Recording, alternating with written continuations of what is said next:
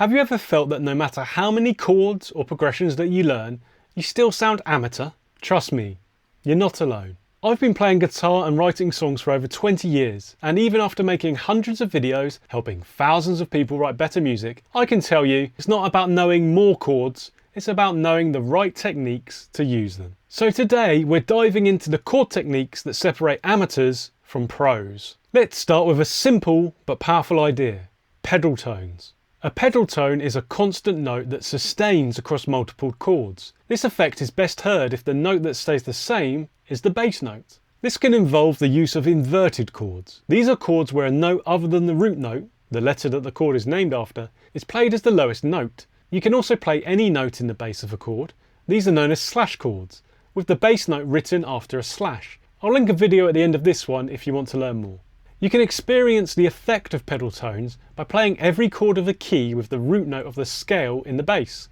This creates a series of varied and interesting chords you might not otherwise consider. So if I took the 7 diatonic chords in the key of C major and played C in the bass for each of them, the chords take on a very different feel. I'll play the 7 chords normally and then with the C bass so you can hear the difference.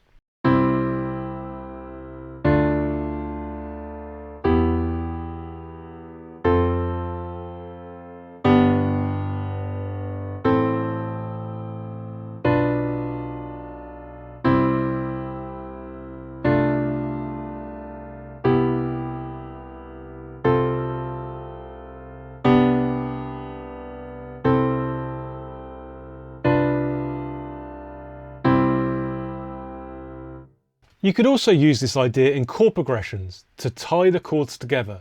For example, look at this 1 flat 6 flat 7 progression in the key of C minor. If I play C as the bass for every chord, the chords feel more connected. I'll play the root chords first so you can compare the sound.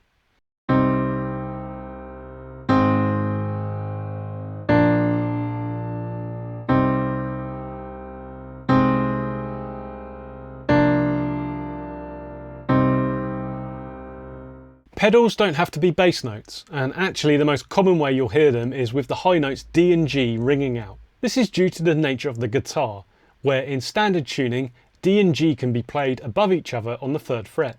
This gives you the freedom to play other chords easily. You could also consider similar ideas by playing the high open B and E strings. The keys of G major and E minor are the easiest to demonstrate this with, so have a listen to the diatonic chords on guitar and then a range of different chords that appear when D and G are also played.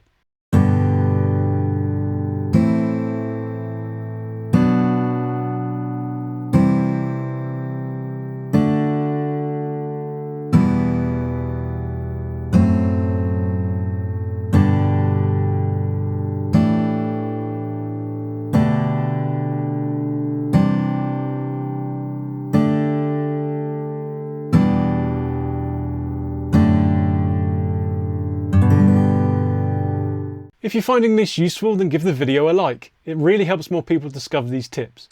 And if you'd like more insights like this every week, make sure to subscribe so you don't miss the next video that could take your songwriting to the next level.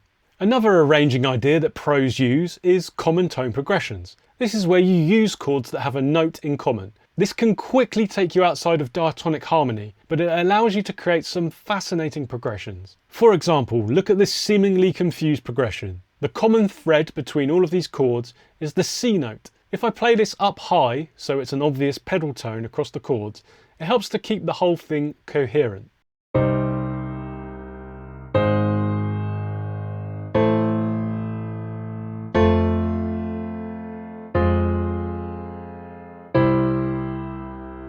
Remember that there is a world of chords beyond standard triads, so this technique can take your progressions to some really weird and interesting places. For example, imagine we want to find all the major, dominant and minor 7th chords that have an A note in them. Start with the root note. This is easy as it's just A major 7, A dominant 7 and A minor 7.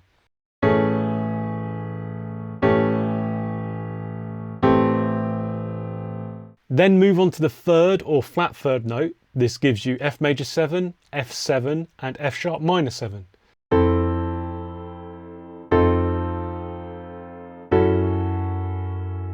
If your chord knowledge isn't quite this good, You can easily compile your own list by asking an AI search like ChatGPT for every chord with your chosen note in it. This will quickly give you a list to experiment with. Completing our 7th chord list, chords with A as the 5th are D major 7, D7 and D minor 7.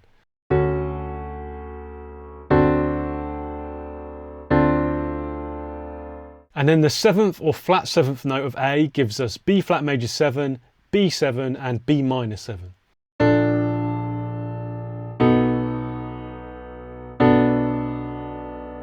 You can then work with the list you've compiled to construct interesting progressions that move beyond a single key. Here's an example using chords from the list. I'll put the common tone A up high again so it clearly stands out. Listen to the jazzy dissonance of the 7th chord, which is pulled together by this shared note to provide an interesting progression.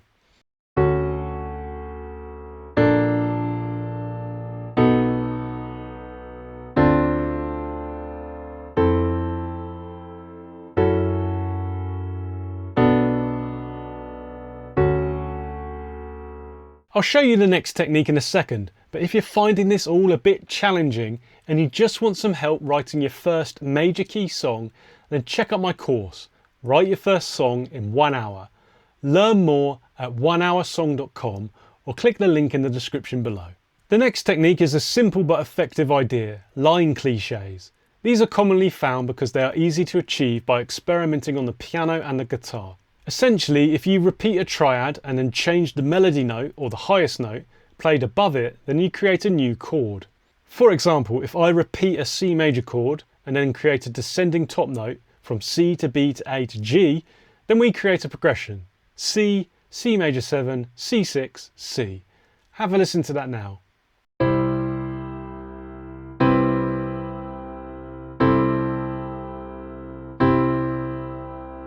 This is a common idea you will encounter all over music.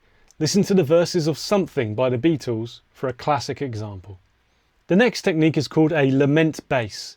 This is a movement that begins with the root note and then moves down half steps or whole steps until you get to the 5th note of the key. If you are familiar with the Andalusian cadence, which is a popular minor key progression, then it features this movement within it. Have a listen to that now in the key of A minor.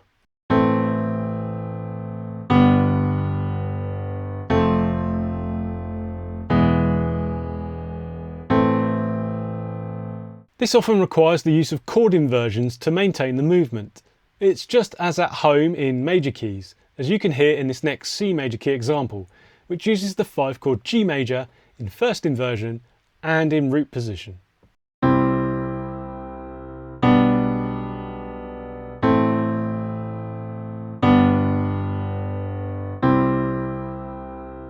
Now we'll look at another powerful yet simple to use technique, chord reharmonization.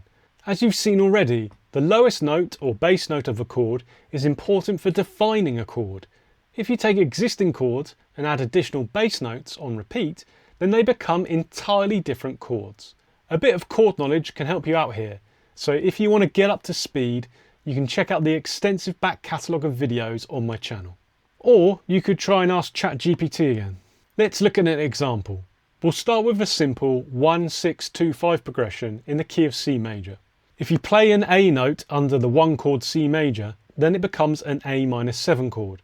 An F note under A minor creates F major 7, B flat under D minor creates B flat major 7, and E under G major gives us an E minor 7 chord. To demonstrate this power, I'll play the 3 notes of each of the original triads on the piano. I'll repeat this twice. On the first repeat, I'll get the bass guitar to play the standard root notes. Then the bass will move to the notes that we discussed to reharmonize the progression. Listen to how smooth this changes, revealing the power of the bass.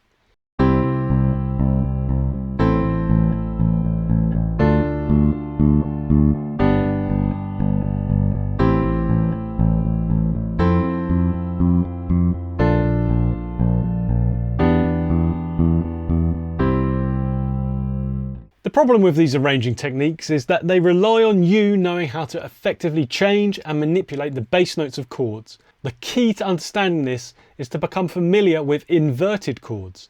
Watch the video on screen now to learn all about inverted chords and how to use them in progressions.